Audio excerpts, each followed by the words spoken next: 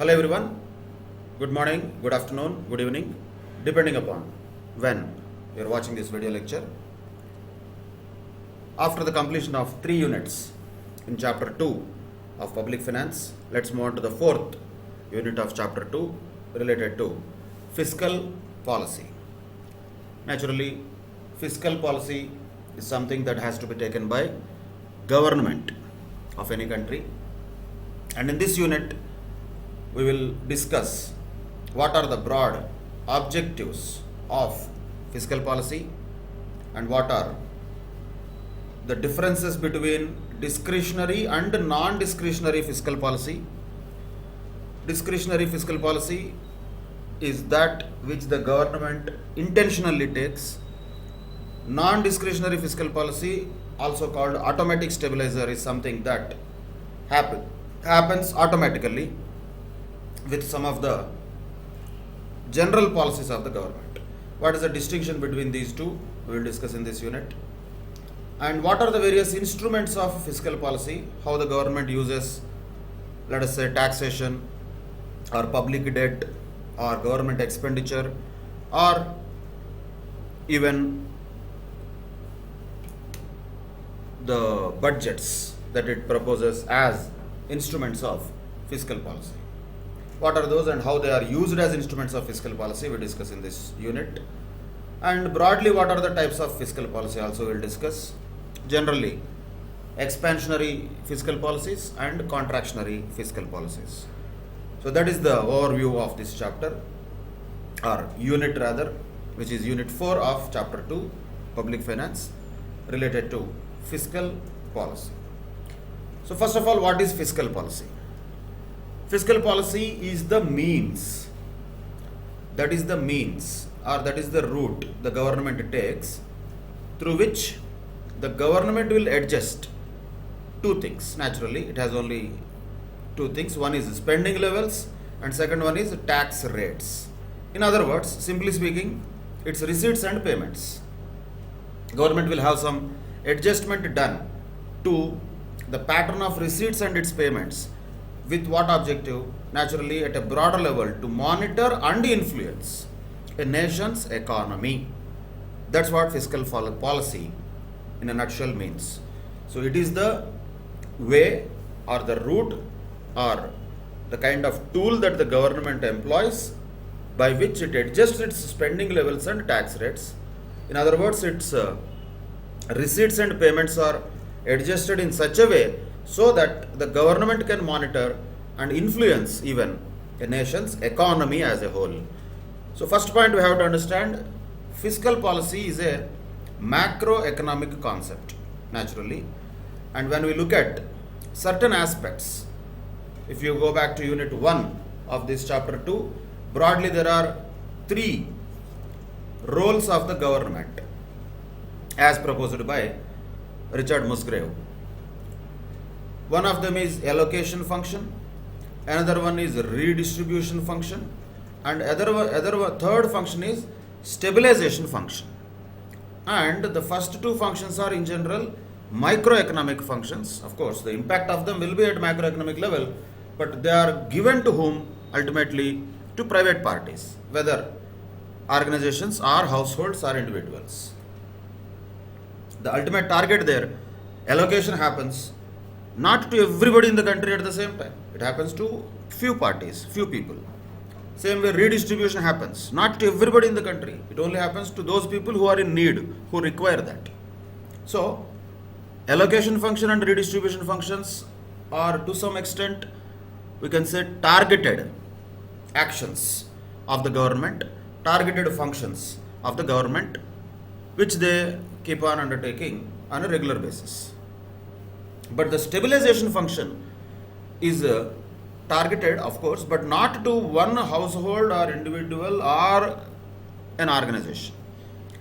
This targets the entire economy, so it has a much broader application or implications than the other 2 functions.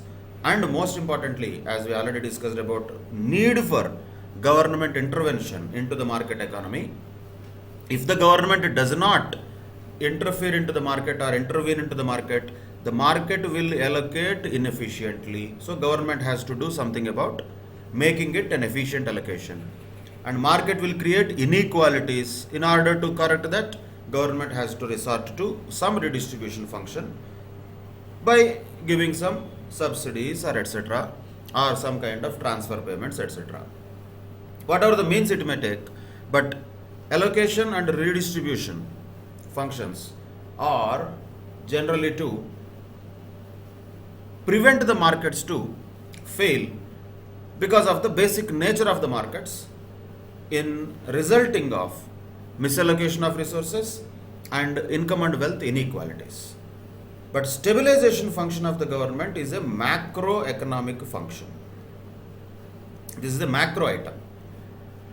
Of course, it will also have ultimate social welfare as its one of its objective, no doubt in that. But the objective here, or the focus here we can say, of this stabilization function happens through broadly two things. One of them is fiscal policy, the other one is monetary policy. Fiscal policy is undertaken by the government, monetary policy is undertaken by RBI. In India, Reserve Bank of India. That is where we are looking at the fiscal policy. So it is from a macroeconomic perspective. That is first thing we have to identify. And the target here is the entire economy. So the focus of fiscal policy is on what? Aggregate economic activity of the governments. Like what? Aggregate expenditure of the government, total collection of taxes of the government, transfer payments of the government, government debts, and impact of all these items on the aggregate economic variables. Like what? Once again, total output, which is nothing but GDP, total employment or unemployment rate or inflation, and overall economic growth. All these things are macroeconomic items if you see. Inflation, employment, unemployment, growth rates, GDP, all these are macroeconomic things. And government's fiscal policies will focus to have an influence on those aggregate economic variables. Through what? Of course, through some of the instruments of fiscal policy that the government can use. What are those? Expenditure. Whose expenditure? Government's expenditure. Then incomes. Whose incomes? Government incomes. Government income is nothing but taxes. Transfer payments is part of its expenditure.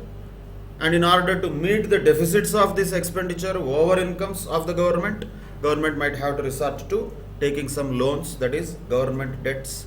Like this, all these things are part of fiscal policy of the government with an ultimate focus on managing or monitoring or controlling the aggregate economic variables like employment, unemployment, GDP, inflation, growth rates, etc. That is what fiscal policies focus area will be in a nutshell. So the essence of this is, it is a macroeconomic function and it is part of the stabilization function of the government.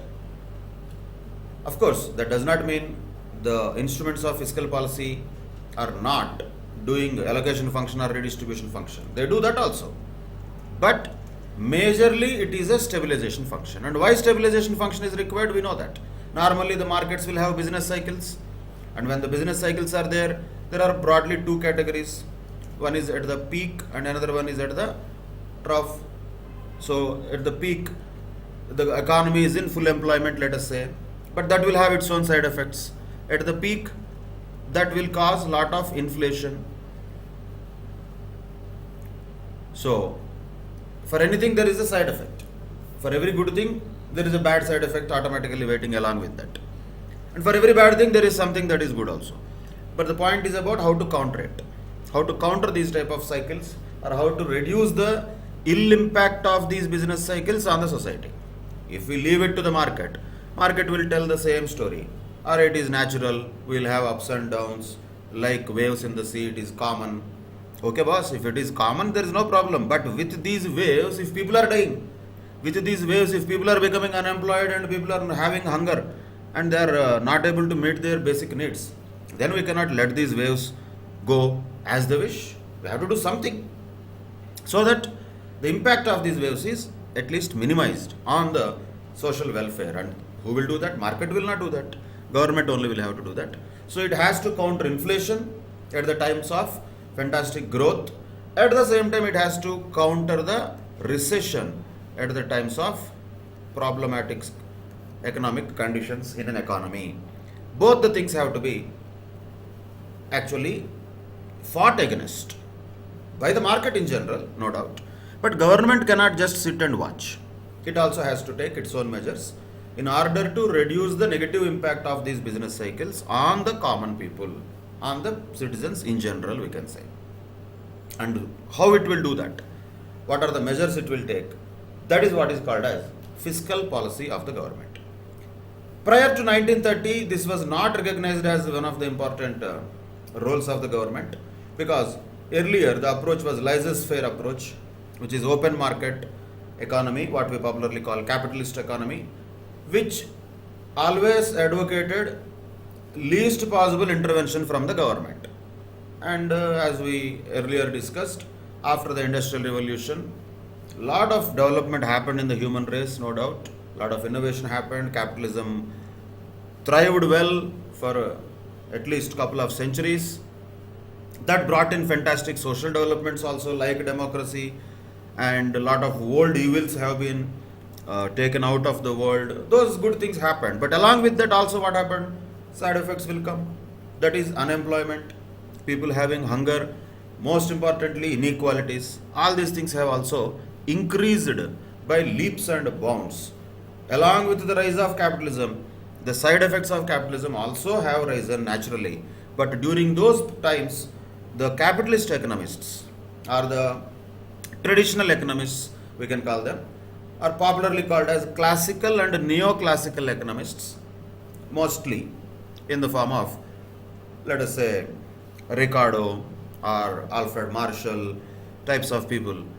Most of them have advocated. Adam Smith, of course, is one of the foremost persons who is called father of economics also sometimes. These all people have advocated free market. In other words, government should not involve in business. Government should be least bothered about what is happening in the market. Let the market correct itself. Let the market go up, go down. It will do its own self-correction. Don't interfere into the market. That's what all these classical and neoclassical economists have been propagating since almost couple of centuries or more, prior to 1930. Then what suddenly happened, great thing in 1930? Somewhere in 1929, Great Depression happened throughout the world, particularly in the so-called developed countries at that point of time, majorly in the United States of America, and also, even though the powerful country like England was not exception to that Great Depression, thousands of people, lakhs of people were thrown into hunger, poverty, and even the rich people also were having a lot of problem in meeting their basic needs. Then they understood the power of economics. Till that time it was all about let the markets decide what it is, let the markets correct themselves. It was left to the markets. Government intervention was not at all supported or encouraged. From the lessons learned during the Great Depression, later on government intervention also has become one of the important points which the economists started advocating and promoting since then. Of course, the degree of intervention of the government will vary, and the support from the economists about how much percentage or how much degree of government intervention should be there or should not be there will vary. Each economist will have their own view, no doubt in that. But one thing for sure is, we cannot leave the markets to their own. That lesson they have learned. Recession peak, normal business cycles are okay, maybe. To some extent, society can absorb these shocks or cycles, no problem. But if something is going almost to the down, and a continued recession for longer time is what is depression, where people will lose their employment, there is no income, and when there is no income, there cannot be any expenditure, and when there is no expenditure, there is no demand. When there is no demand, there is no need of production. Again, that's a vicious cycle called as downward demand spiral. Such type of situation occurs in continued recessionary times, and market will not be able to come out on its own. You may say that nature is nature. If somebody drowns, let them drown and die.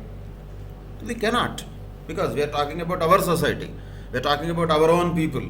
How can you let them dry? How can we let them drown and die? So we need a lifeboat.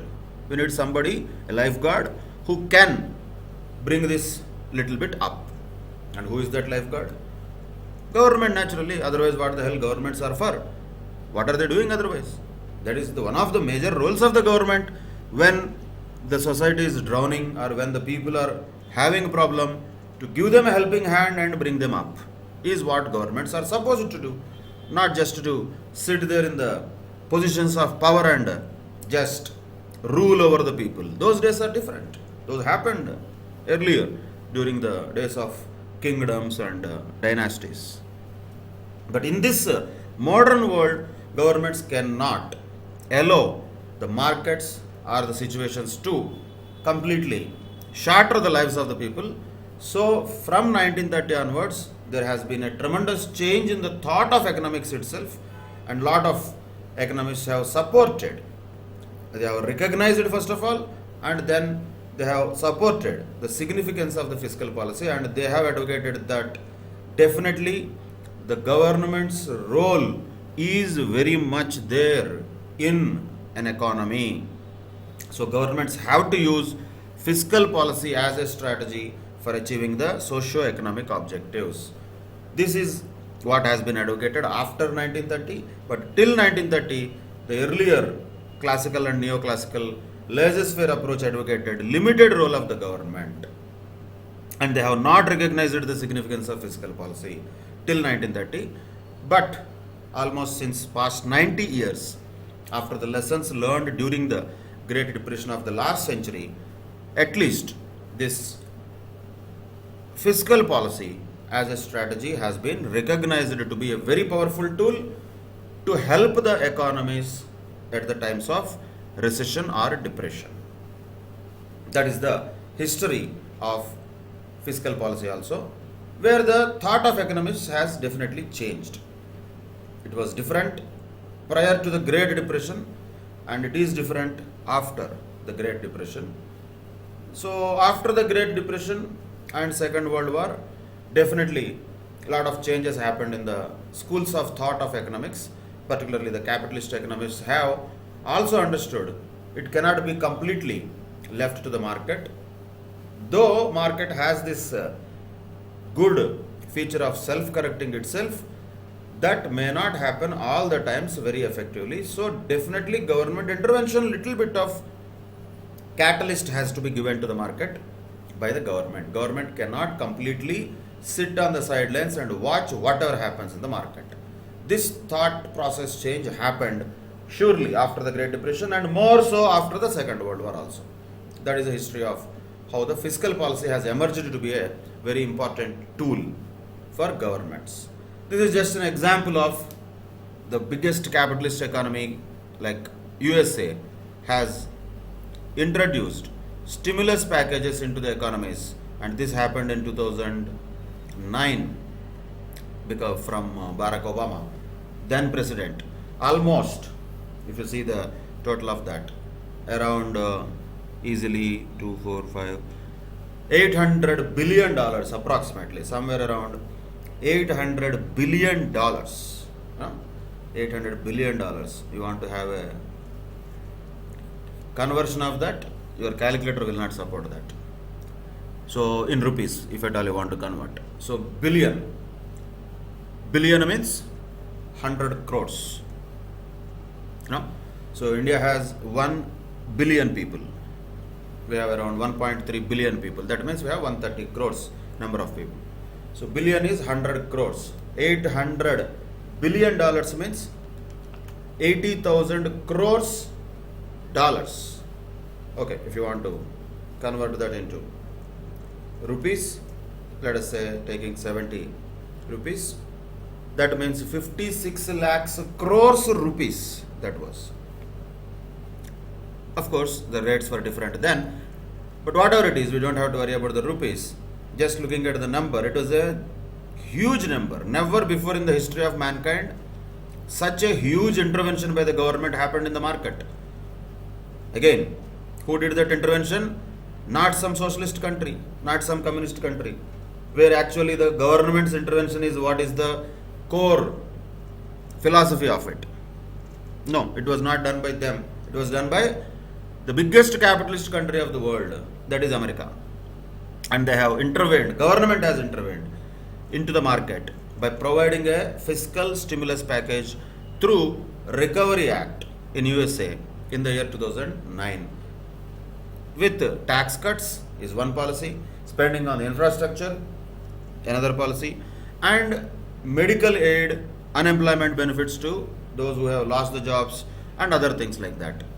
Three different areas have been identified by the then government of America and intervened into the market by pumping $800 billion into the economy. That much intervention of the government happened in America then in 2009. Now let us come to 2020, Corona times. Corona times, America has made, Mr. Trump and his administration along with the other people have made CARES Act. Maybe it is sounding like similar to our PM CARES. Of course, the name PM CARES has been copied from the CARES Act only, but who actually brought the CARES Act was America. So CARES Act, not PM CARES. America doesn't have PM, just CARES Act. So CARES Act is the act now which is introduced to pump. How much now? See the number. It has further increased. Almost 2 trillion of relief. $2 trillion. India's economy itself is 2.7 trillion dollars. America has just pumped $2 trillion for relief of economy during the COVID times itself. That much money has been given as a fiscal stimulus. Of course, some of the other actions towards monetary policies are also there as part of this. But definitely, from the government or Federal Reserve, whatever it is, ultimately, more than $2 trillion of money literally has been pumped, has been just injected into the economy. Is it not a government intervention? 100% yes, it is a government intervention. Can the government say, okay, COVID comes, goes, people die, it is natural, it is act of God? Can the government say that? They should not say that ideally. They should say, we are there, we support you, and we will give this much of package to you. You means not they are doing any favor. It is our money they are giving back to ourselves through their policies. And that policy is an example of fiscal policy. Of course, together with monetary policy only, this fiscal policy will be implemented. Though announcement comes of fiscal policy from the government. In America, we can call it federal government. In India, we call it central government. Whereas monetary policy announcements comes from central bank of any country. In America, it is called Fed or Federal Reserve. In India, we call it RBI, that is Reserve Bank of India. Put together, definitely intervention is required. In the tough times, intervention is mandatory. Otherwise, what happens? The economy will completely doom. That will be a very dangerous situation. So, stabilization function of the government warrants that any government, even it is the most capitalistic government, has to intervene in the market. I am taking only America as an example so that we can easily relate. And since it is the biggest economy, that is only the reason. That does not mean other governments have not done. Every country in the world has followed the fiscal policy injections at the tough times of their own countries. Did we not do that? We also did that.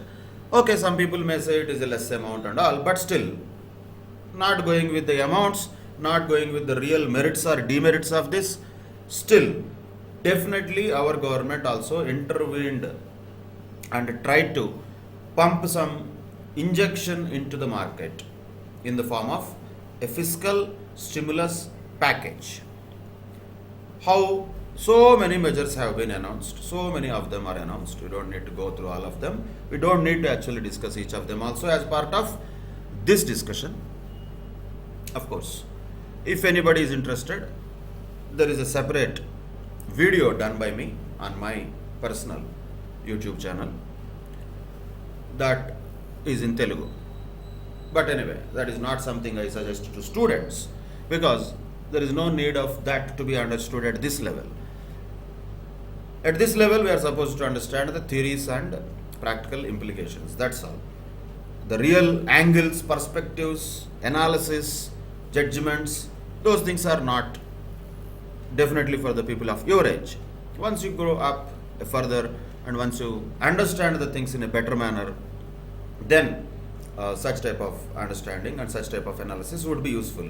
So that is the reason I don't suggest that you try to participate or view much of debate about these type of things. Only just observe, yes, you should take some observation. To that extent, read the newspaper, at least headlines. To that extent, okay.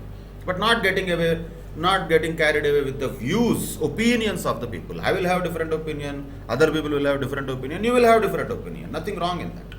But we are not here to do that. That's the care we have to take, particularly when we look at the subjects like economics. As I already told, they are closely linked to politics. So let us not get into that. Let us quickly only understand whether it is America or India, for that matter, any country, at the times when it is required, government intervention is must. And it happens, it happened. It is a different story whether what is the size, whether it is enough, could it be better. Those are not the things we are looking at. Only if you look at whether there has been a package, yes, even in US, the most famous capitalist country, the government intervention was in fact very huge. In fact, no other country had that much of intervention into the market than US, which actually promotes the free market economy. That is a paradox. Whereas in India, though we are not 100% free market economy, though we are at least still to some extent more of a mixed economy, moving towards free market, private economy, but still we had intervened at times with something which is lower than what is required. Irrespective of that, we did intervene, and that is the role of the government as part of its fiscal policy. These are the examples of government intervention. Since they are recently happening, we can just look at them as very live examples. Now coming back to the questions that we can expect in the examinations, which are theoretical questions. What are the objectives of fiscal policy? Very good question, 2 marks question, 4 points you have to write. Exactly these 4 points you have to write. 1. Achievement and maintenance of full employment. Is it like going to happen? Is there any economy where 100% employment of all the resources available will happen? No. But objective is that the journey of an economy or any country will be always towards that. Once we achieved it, it is difficult to maintain it also actually. So that is where the objective of fiscal policy will be, to achieve full employment. And once if you at all you achieved it, which never happened, even if it is achieved, maintaining that is one of the objectives of fiscal policy. And maintenance of price stability, simply speaking, controlling inflation. Inflation is a very dangerous thing, and it is a good thing also. Everything in economics will have both the effects. We cannot completely judge, is inflation good or bad? We can have arguments on the both sides. Inflation is good because that is an indicator of growth. Inflation is bad because that will hamper the real incomes of the people, that will hamper the purchasing power of the people. So both ways it will have its own side effects. But definitely nobody says that inflation should not be there at all. That should be under control. That means there should be a reasonable price stability. Inflation should be under control. That is one of the objectives of fiscal policy. Though inflation as an objective is more an objective of monetary policy than fiscal policy, but still fiscal policy also aims at maintaining certain bit of price stability. And acceleration of the rate of economic development. Rate of economic development is nothing but our growth rates. Definitely growth is one of the very important objectives of any government, particularly countries like ours, because we are a developing economy. If we don't grow, who else will grow? Already developed countries, where they will grow? US cannot record a 10% growth rates, 8% growth rates and all. If they reach 2%, that is like fantastic.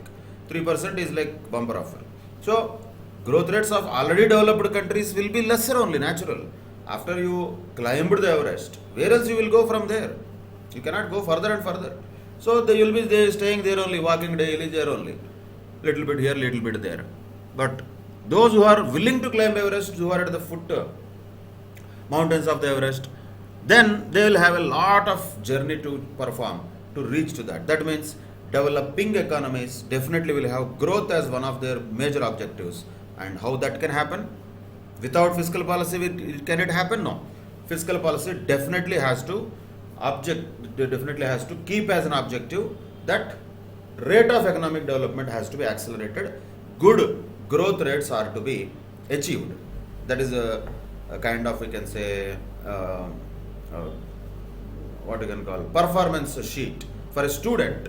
You have a progress report, no? For any small school student, you have a progress report. There are grades for students. They say A grade, A plus, B, B plus, something like that. So what is the one way progress report of any government? Particularly, naturally, the central government. The economy is in the hands of central government, majorly. So what is the success indicator, or popularly in the corporate world it is called as key performance indicator? What is the key performance indicator for a central government?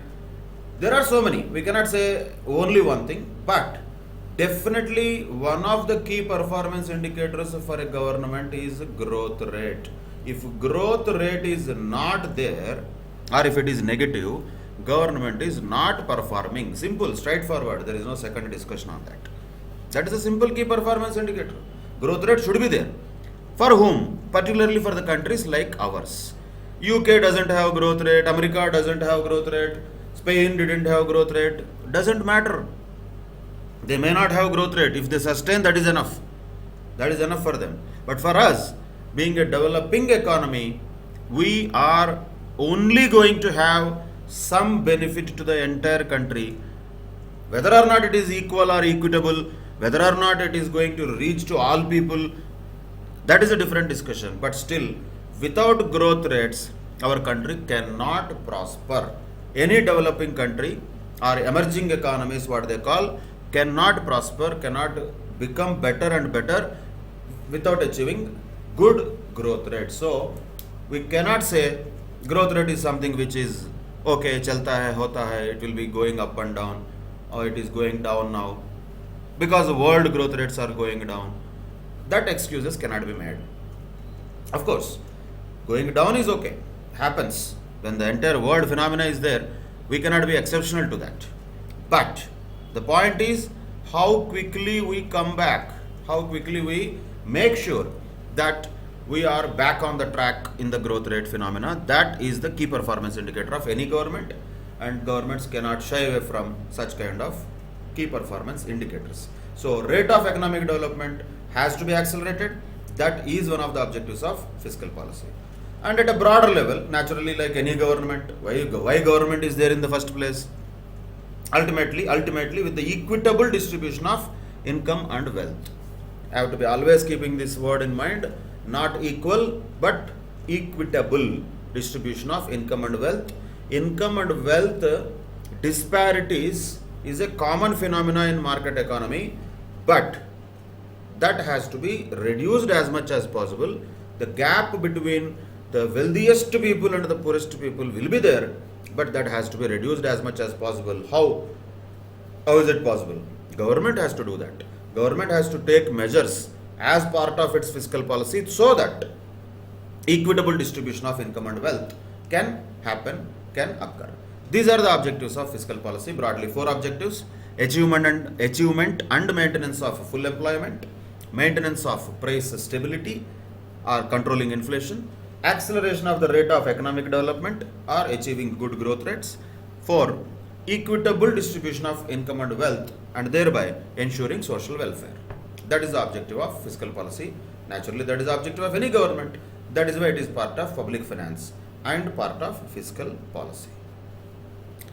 Now coming to the broad classification of fiscal policy, there are 2 types of fiscal policy we can broadly classify. One is discretionary fiscal policy, second one is non-discretionary fiscal policy, or sometimes called automatic stabilizers. or automatic fiscal policy. Name itself indicates. Discretionary means government intentionally takes some measures. That is called discretionary fiscal policy. Non-discretionary or automatic fiscal policy means government will not take any measures intentionally, separately. Automatically, those are built-in controls. Built-in. That is automatic fiscal policy. That is the two types of fiscal policies. Let us understand in this way. A lot of times we have this, sensors in the houses. There is a water tank, and if the water tank has a sensor and it is connected to the motor, which is going to pump water into the water tank.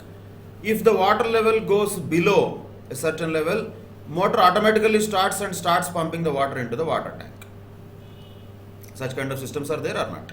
A lot of houses nowadays have that kind of system, and it's not like very expensive, but definitely sophisticated, so that whoever is the house owner or whoever is staying there in that house, they don't need to actually go and switch on this motor every time. They don't have to worry about that motor at all. They just have to leave it as it is, and this motor will start automatically whenever the water level reaches a particular level below a certain level as identified by the sensors. What is the example like that? That is the non-discretionary fiscal policy or automatic fiscal policy.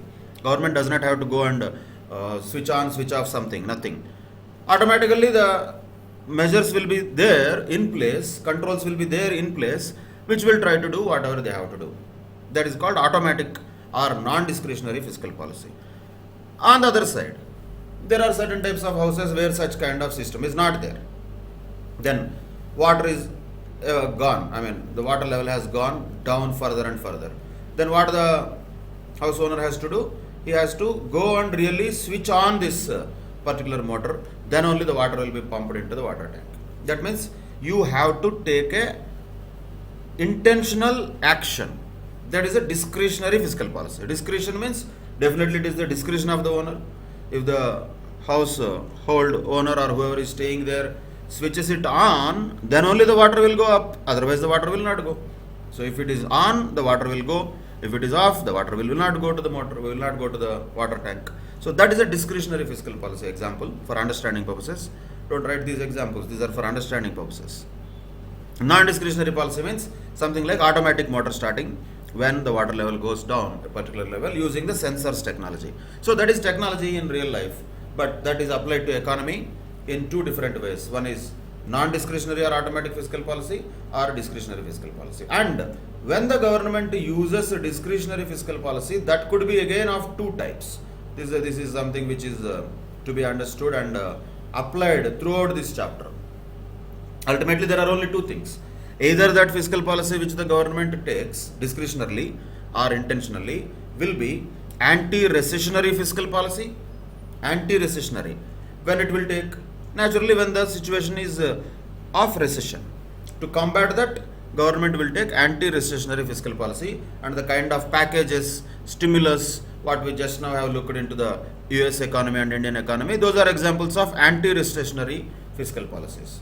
Sometimes the government may also take anti-inflationary fiscal policies, where the growth rates are good, but they are also causing a heavy inflation.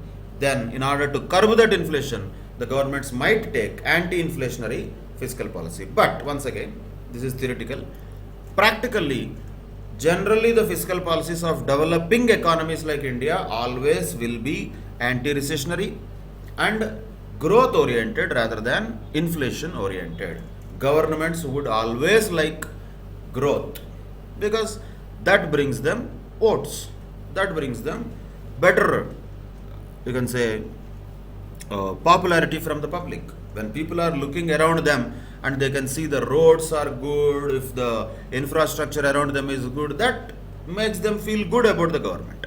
So naturally, government would like to have more and more money circulated in the economy, more and more let us say growth that is happening, lot of economic activity happening around, people have jobs. This is what any government would like to think or do in general, exceptions apart. So what happens? They will always have mostly anti-recessionary fiscal policies or growth oriented fiscal policies. So in India, who is the one who is going to take anti-inflationary policies?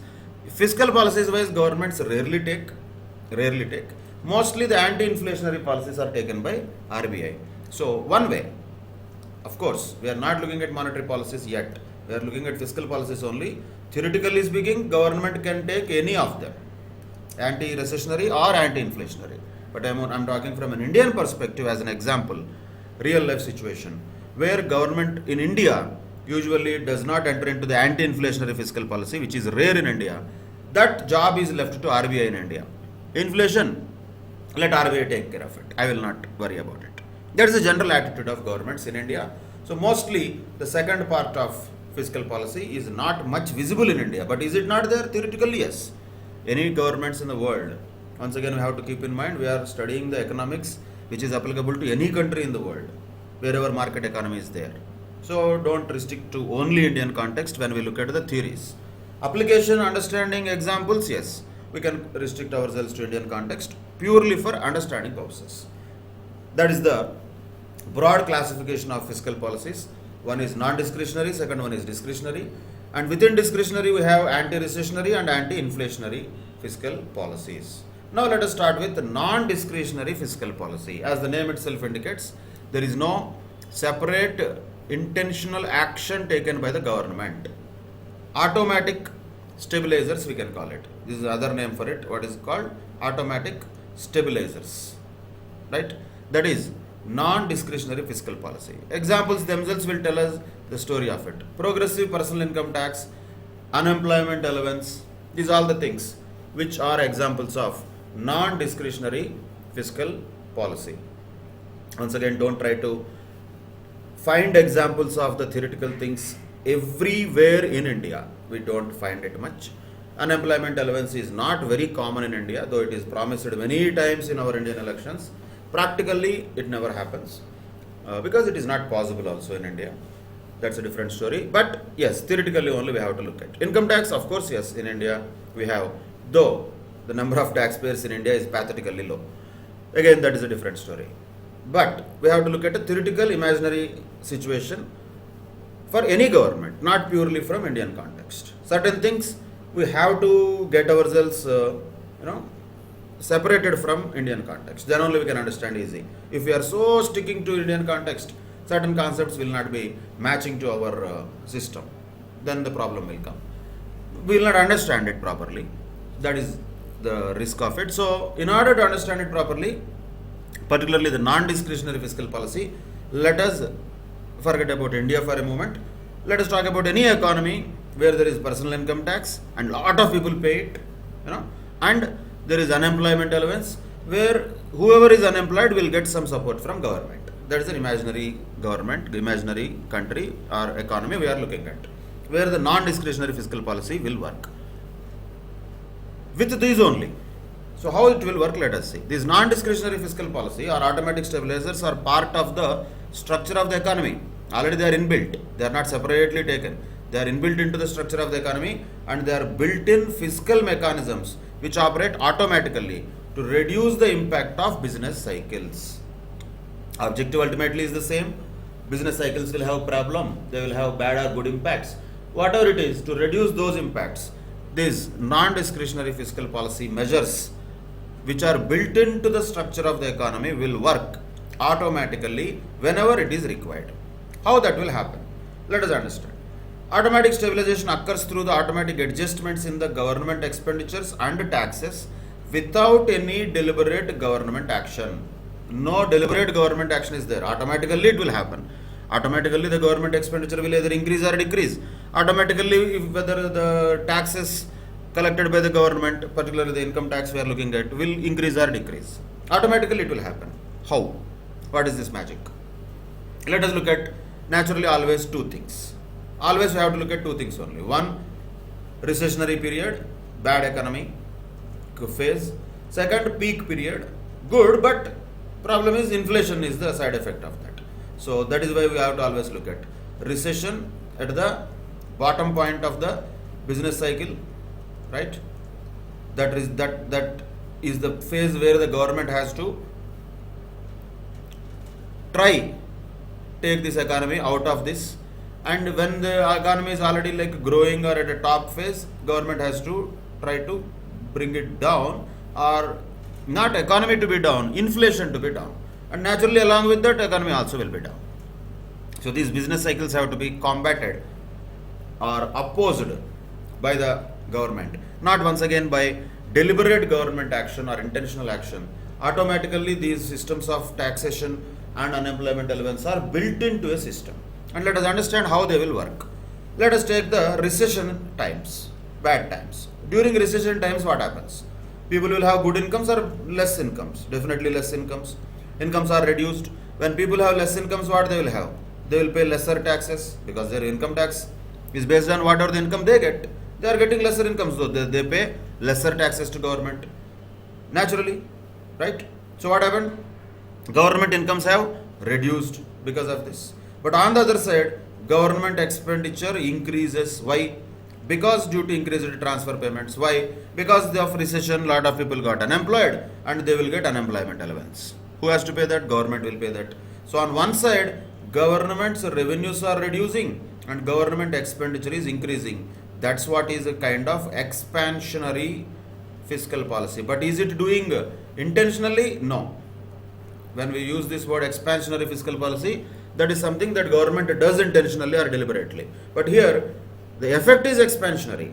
Though government is not separately doing anything, automatically because of recession, lesser incomes are there, because of that lesser tax payments are there, and because of that lot of unemployment is there, and because of that government expenditure in the form of unemployment allowances and transfer payments is more. So, revenues of the government got reduced and expenditure of the government got increased. That is what expansionary fiscal policy is all about. But is the government doing anything here? No. Automatically it is happening because of recession due to lesser incomes and more unemployment. Simple. Naturally what happens?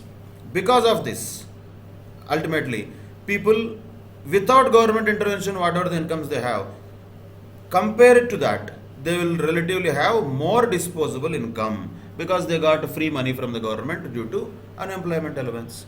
If this unemployment allowance itself was not there, then they will not have this income. So what happened? The people, from people point of view, if you look at, they are paying lesser income tax and they are getting more money from government in the form of unemployment allowance. In other words, they are getting money from government rather than paying money to government. When people are getting money from government, they are having more disposable income. That's what is required so that they can go and buy, they can consume. That will shoot the demand up, which is required during recession. Recession is a phase where the aggregate demand is low and we want a counter to that. We want the demand to go up. How it is happening here? It is happening automatically through these policies of the government in the form of personal income tax and unemployment allowance. Again, cannot completely apply it to the Indian context because in India, personal income tax is paid by very less number of people. Unemployment allowance is not at all given, even if it is given in few states, that is given at state governments levels, that too for very few people. So, both of them cannot be applied really practically in Indian context at a country level. Theoretically, imaginary situation, yes, that's what happens. That is how these automatic stabilizers like progressive personal income tax, like unemployment allowance, act like non-discretionary fiscal policy. It is not a separate policy. Having these measures itself is the non-discretionary fiscal policy. Now, reverse also will happen, right? When the economy expands, other side, economy is expanding and on the top. Then what happens? Employment increases. Naturally, along with that, incomes rise. And when employment is increasing, the transfer payments will decline. Because more people are employed, government need not pay the unemployment allowance to many people. So, transfer payments will decline. Means what? Government expenditure decreases and government income increases. Why? Because taxes are paid by the people more since they are earning incomes with their jobs themselves. They are not getting money from the government now. When the economy is expanding, people are earning money and paying taxes to the government. So when people are earning money and paying taxes to government and they are not getting anything from the government in the form of transfer payments because they are not unemployed, naturally what happens? That results in proportionately less disposable income available for consumption expenditure. So when people are having more money with them, government has to take it back from them. When people are having less money with them, government have to give them some money. That is a common sense. logical argument. This type of non-discretionary fiscal policy measures will take. Once again, not possible in India, not applicable practically in India. Don't take in that sense. Take it in imaginary sense. Wherever in any economy, income tax and unemployment allowance are effectively working, particularly happening in developed economies like UK, both of them are there in that country. Unemployment allowance is there, income tax is very high there. Automatically these two will work as stabilizers of that economy. How? In the time of recession, government will give more transfer payments and get less tax revenues. From the people's perspective, their disposable incomes will be relatively higher. But on the other side, when the economy is on the expansion mode, where the inflation is going high, and good thing in that is employment is high and people are getting good incomes, and government need not give them unemployment allowance, and also transfer payments decline. But government revenues will increase because of the people paying more and more income tax due to their higher incomes. So naturally what happens? People's disposable income will relatively become lesser. So that is how this non-discretionary fiscal policy will work. No deliberate government action is taken, but still this change or combating the business cycles is happening automatically through these automatic stabilizers. Classic examples of that automatic stabilizers are income tax and unemployment allowance. That is non-discretionary fiscal policy. Now moving on to the other type of fiscal policy, which is discretionary fiscal policy. Naturally, these are the deliberate policy actions. Deliberately, government has to take some policy action. It has to take a decision, maybe in the cabinet or in the parliament, and they have to announce those policy actions as part of discretionary fiscal policy. So these are the deliberate policy actions on the part of the government. Ultimately, again, the same, to change the levels of expenditure and taxes. Government, what it can do, it can change its expenditure, increase or decrease, and its income, let us call it tax, increase or decrease. That's all. No? There is no other thing. So when the government should increase the expenditure and decrease the taxes, both are opposite to each other. Increase expenditure, decrease taxes when the economy is in recession, so that more money is available to the public, so that they will consume and demand is reinstated. And others, on the other side, government decreases the expenditure and increases taxes when the economy is suffering from inflation. So where the growth is good, but inflation is dampening the economy. So to reduce excess availability of money from the people, government will reduce the expenditure and increase the taxes. In other words, it sucks the money from the economy as a whole. So expansionary, contractionary, nothing else. So what is expansionary fiscal policy? Expansionary fiscal policy is this: increasing the expenditure of the government, decreasing the taxes. That is expansionary. What is contractionary fiscal policy? Decreasing the expenditure of the government and increasing the tax rates. That is contractionary fiscal policy. Of course, in Indian context, we need expansionary fiscal policy only. We are a developing country. Contractionary fiscal policies can be adopted by those who already have reached to a level where they have to balance the economy, reduce the inflationary pressures. So that is something which is done in India more by RBI than by government. But still, theoretically speaking, governments can follow both types of fiscal policies. So practically in India, we only follow the expansionary fiscal policy most of the times. Expenditure to be increased, taxes to be decreased. You can see that in many budgets also as expansionary fiscal policy. Of course, balance will be there in both the cases. But logic, if you understand in the fiscal policy, ultimately it is only these two, nothing else. So what is fiscal policy? Is the government's deliberate policy action of adjusting its own expenditure and taxes, ultimately to what? To influence the national output, employment rate and prices. Prices again means inflation. So these are the policy actions taken for the purpose of influencing the economy as a whole. Once again, we have to keep always in mind, fiscal policy is a macroeconomic decision, macroeconomic policy, not a micro thing. It is a macroeconomic perspective, not a micro perspective. That's what is discretionary fiscal policy, where the government deliberately taking some actions, not automatically something is happening. Like in the case of non-discretionary, here government is taking discretionarily some policy actions. For example, the examples we have taken, like fiscal stimulus package given by the US government through CARES Act or Recovery Act, whatever it may be, that was a discretionary fiscal policy. It did not happen automatically. Government of America had to take that decision and announce that and actually implement that. That is an example of discretionary fiscal policy. They are deliberate policy actions. Now, what is the impact of this on the overall economy, if you understand?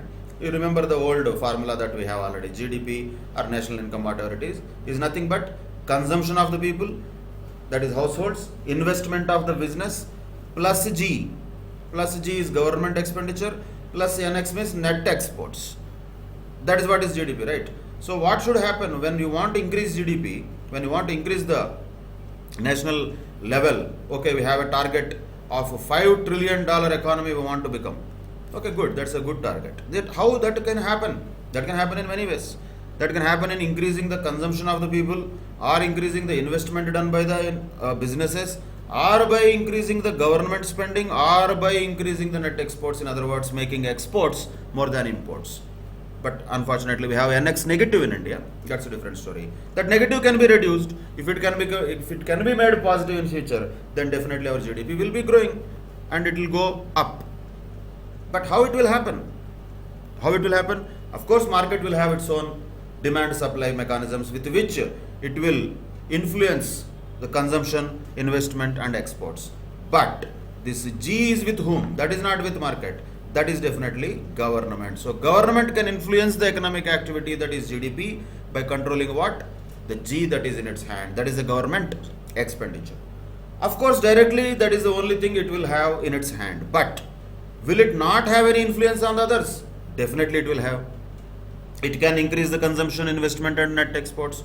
Let us say if the government proposes certain types of measures in the part of its fiscal policy, let us say corporate tax cut that happened in 2019 is a measure which was announced to boost investment. So to boost that measure was taken. Who took that measure? Government took that measure.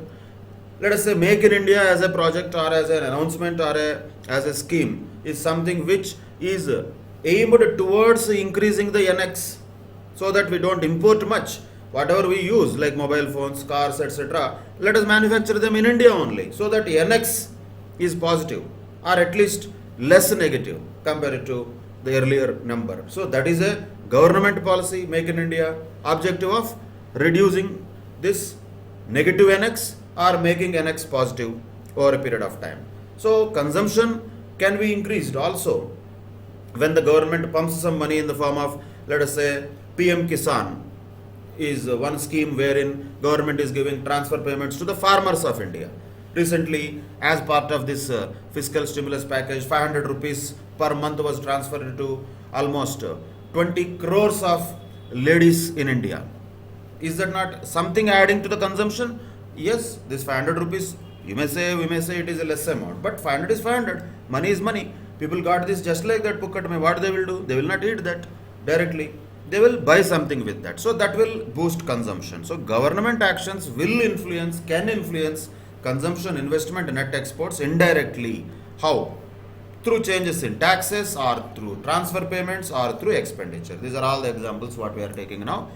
Through these things, government can indirectly influence C, I and NX and directly influence the GDP through G. Simple. Again, after all this, finally onus is on whom? To make sure the GDP is growing positively. Who has to take sufficient measures to make sure that C, I, NX are growing well and G is also intact, so that GDP is growing? Who has to make sure? Government has to make sure. That is what is public finance. That is what is fiscal policy. That is a discretionary fiscal policy, deliberate policy actions that government has to take in order to increase the GDP. And that is what is worldwide. Anywhere the phenomena is same. No country is exception to that. Unfortunately, we cannot say, it is not our job, If the market grows, it is good, we will clap. If the market goes down, we will just watch it. Such kind of attitude is not good for any developing economy, particularly. If we are already so rich, if we are like completely fed, and all the people in India are not really in poverty, then we can be a little reluctant or relaxed. We can have some kind of cushion there. But no, we are not that developed. That is reality. We have to accept that. Almost 30 to 40% of the people in India are below poverty line. We are having not been able to even meet their basic necessities like food also. Hunger index in India is high. Infant mortality rate in India is high. So many indicators say that our social indices are not that good. Literacy rate is not yet even reaching 80%, whereas our target was 100% in 1960s. We wanted to reach 100% literacy in 60s only, 1960s, 70s. Now we are almost like 50 years later. Still, we have not reached 80% also. So the point is, there is a lot to grow. The scope is there. There is a fantastic scope, opportunity. At the same time, responsibility is there for us to grow, and that responsibility has to be definitely shown, taken, and actually implemented by the governments. Then only proactive governments will be able to make sure the country, economy, GDP, whatever the name you call it, growing in a consistent manner. That's what is the role of government. Discretionarily, government has to make sure that income, overall national income, is going up. Particularly the developing countries like India have no option but to make sure that it is going up. There is no other option for us. That is the reality of discretionary fiscal policy. Now, who has been the master of all this discretionary fiscal policy promoter? Once again, our same guy. Who is that? Keynes. That is a Keynesian school of thought, which is of the opinion that fiscal policy can be a very powerful tool which affects the altering of aggregate demand, employment, and output in an economy when the economy is operating at less than full employment levels, and when there is a need to offer a stimulus to the demand. More than the contractionary fiscal policy, which might be there also, theoretically at least, that is one thing. When people are already having all wealth with them, the people are okay, economy is doing fantastic, okay, then government intervention may not be that much expected also, required also. When the economy is having problem, when the economy is operating at less than full employment, that is then where there is a need to offer a stimulus to the demand, and that is what is Keynesian school of thought, which strongly promotes government's intervention through discretionary fiscal policy into the economy by pumping money when it required through transfer payments for increasing the consumption, that is called demand side policies, or by regulating its tax policy, like cutting the corporate taxes, which is a supply side type of policy, and increasing its own government expenditure and trying to influence the net exports by trying to increase the exports when compared with imports. All these are definitely not 100% in the control of government, but definitely within the role of the government.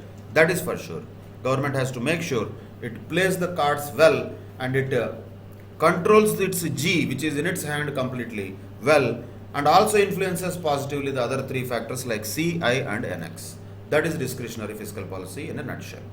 Now let us see how this works and what are the instruments of various types of discretionary fiscal policy. We are talking about discretionary fiscal policy now. After the non-discretionary fiscal policy, non-discretionary fiscal policy will have same type of controls like income tax or unemployment allowance built into the system. No separate action of government is required. But discretionary fiscal policy is something where deliberate policy actions are required to be taken by the government to have an impact on G directly and have an influence on C, I, and NX indirectly. And what are the instruments of the government's fiscal policy? As we just touched earlier, one of them is government expenditure, then taxes, then public debt, and government budget. All of them are linked with each other. Of course, all of them are mentioned in government budget only. If you look at government budget, it will include government expenditure, taxes, and public debt. but they have individual relevance also. Let us discuss each of them one by one. For that purpose, let us understand what is government expenditure. Government expenditure could be in what way? Simple logic, nothing special here. One is current expenditure to meet the day-to-day running of the government. How? To pay salaries to the government employees. We have military. So many people are there. Lakhs of people are employed in Indian military, Navy, Air Force, all put together, our armed forces. Monthly, government, central government has to pay salaries to them or not?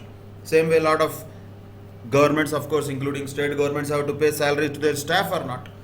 So many scientists are there who are working in the government owned laboratories. They have their salaries have to be paid. So simply speaking, government will have, whether it is central government or state government, it will have so many employees and they have to be paid salaries. If they are running in rented accommodations or rented premises, they have to pay rents. Like that, government has to meet current expenditures to meet the day-to-day running of the government. Lot of things it has to purchase. So there will be broadly, definitely, simply speaking, the material cost, labor cost and overheads which will be involved by the government on a day-to-day basis.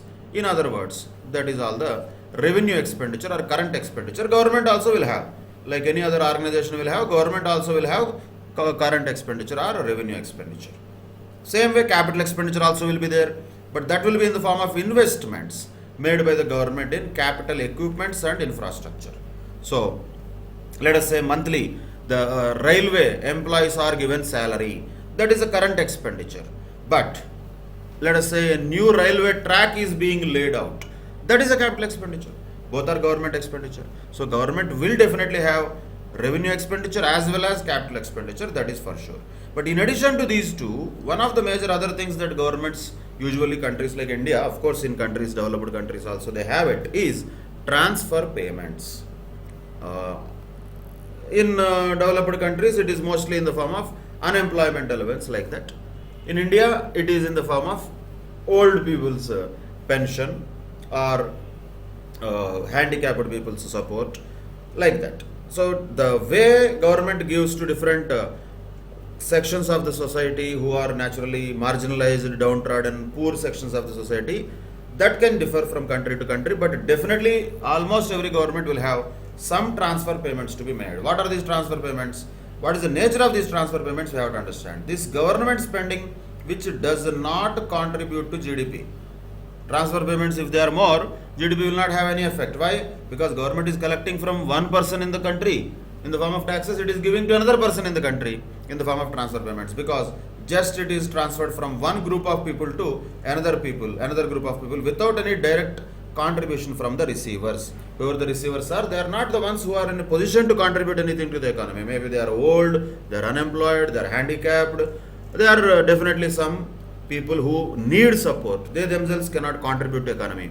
In any country, there will be people like that. We cannot say the entire society will be 100% capable of working and contributing towards the total growth of the country. Not possible. Natural reasons or social reasons will be there, because of which some people may not be able to contribute to the economy. For them, government has to support. Those things are called transfer payments by the government. Particularly in India, central government directly transfers money to farmers in India through PM Kisan. That is a classic example of transfer payments, and that is transferred from the central government directly to the agriculturalists, the farmers' bank accounts straight away. Of course, that does not mean farmers are not contributing to the GDP, they are doing separately, but this has nothing to do with how much their contribution is. The amount is fixed to all farmers, whether that farmer is owning 2 acres of land or whether that farmer is owning 5 acres of land. Amount is standard. The point is, government is spending money here from its exchequer, where it has collected taxes from the other people, and those type of that money is being distributed to another group of people. That is what is called transfer payments. All of them put together are government expenditure. So what is government expenditure? Simply speaking, 3 things: revenue expenditure, capital expenditure, transfer payments. That's all. That is government expenditure. Now, how can government expenditure act like an instrument of fiscal policy? Common sense. Once again, we have to keep the one thing in mind only. What fiscal policy will direct ultimately? Ultimately, it will try to give more money to the people or people in the sense overall all segments of the society put together, or it will try to take back money from the economy. Two things only. If it puts money into the pockets of the people, it is expansionary fiscal policy, combating recession, anti-recessionary fiscal policy. If it is taking money from the people more than what it is giving to people, that is contractionary fiscal policy, combating inflation. Ultimately, these are the only things. So if you have that in mind, easily we can just tell what the government should do with common sense. It is easy to say. Actually, for the government to do, it is very difficult job. It is a circus. Managing even an organization, a small organization, finances is a circus. Imagine a central government which is managing the economy of an entire country. It is a big circus. Naturally, a big circus comes with big responsibility and big challenges. That is quite natural. Yes, that we can understand. But what it has to do, or how the government expenditure can act like instrument of fiscal policy, let us understand what it will do. During recession, what do you think the government should do? Simple, it has to spend more money. In the recessionary times, it has to follow expansionary fiscal policy, wherein it has to spend more money. Expenditure should be increased. So what we are looking at? Expenditure. So it has to spend more money. How? By initiating fresh wave of public works like construction of roads, irrigation facilities, sanitary works, ports, electrification of new areas, etc., etc. Like this, many kind of public works it can initiate. What happens with that? Money is coming, spent by the government. Of course, not necessarily entirely in the current expenditure. It is a capital expenditure also. So during recession, government may spend more money, particularly towards capital expenditure, by initiating the construction of infrastructure facilities. That is one example how government can be acting by increasing its expenditure to boost the economy. Of course, when the government needs to boost the economy separately, when recessionary conditions exist. And not only that, when the government is doing this, what it is doing effectively, of course it is employing the labor. So many people are getting job, not necessarily a permanent job, but a daily labor also is labor. They are getting money, right? They are doing some work, road work, let us say, and they are getting money. So money is being given to the people through work. And not only that, while doing these type of public works, government has to purchase goods and services also. There will be materials that the government has to purchase, equipments, services of engineers, etc. they have to take. So naturally what happens, all this expenditure of government directly generates incomes to many people. Who are those people? Whether it is labor or suppliers of materials and services. In other words, once again, in essence, money is flowing from government to the people through their incomes when they are working in these public projects, or when they are acting like suppliers of materials and services. Apart from this direct effect, this is another important point also to note, there is also indirect effect in the form of multiplier, which boosts the national income multifold. That we discussed earlier also. When an investment in a country increases by X percentage, GDP will not increase only by X percentage. There is a multiplier effect, isn't it? That multiplier effect will increase the overall amount of income or national income multifold. If government, let us say, pumps 1 lakh crore into economy, the effect of that on the GDP is not 1 lakh crore. It is definitely something more than that. If it is, let us say, 4 lakh crores, then we say multiplier is 4 times. If it is 5 lakh crores, multiplier is 5 times. And that multiplier effect will be there. Whatever the G, that government expenditure we are looking at, government expenditure is nothing but G. How much G is injected into the economy, that will have multiplier effect, and the amount of G may be some amount, but the actual impact of that on the national income will be definitely multifold because of this multiplier effect. Indirectly, it will contribute a lot to the overall economy and growth of the economy. That is point to be also noted. That is the indirect effect of government expenditure. And not only that, other side, these are all the things that government does during the recession. Other side is what? When the government wants to follow contractionary policies, when it will follow? Naturally, when there is inflation, when the government is, our economy is facing inflation, government wants to reduce the overall money supply in the country, to reduce the demand, because when the demand is too heavy than the supply, and then the economy is not in a position to cater to that demand, prices will become higher, and that's what we call inflation. So public expenditure or government expenditure can be used as a policy instrument to reduce the severity of inflation also. Inflation, if it is very high and prices are very high, to bring down those prices also public expenditure can be used. How? Naturally opposite. What did the government will do then? Then it will reduce the G.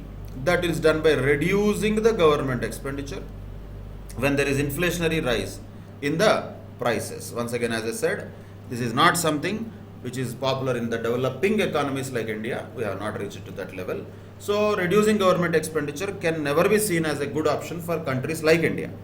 That is not something which any economist will generally suggest to countries like India. But yes, theoretically, if inflationary pressure is too much on the economy, in order to combat that inflationary pressure, rising prices already which are there, then to reduce that severity of inflation, government can reduce its government expenditure. How it will impact? When the government expenditure is reduced, naturally the people's incomes are also reduced, because a lot of people are not having the labor payments or the services or materials payments what they used to receive earlier from the government through public works.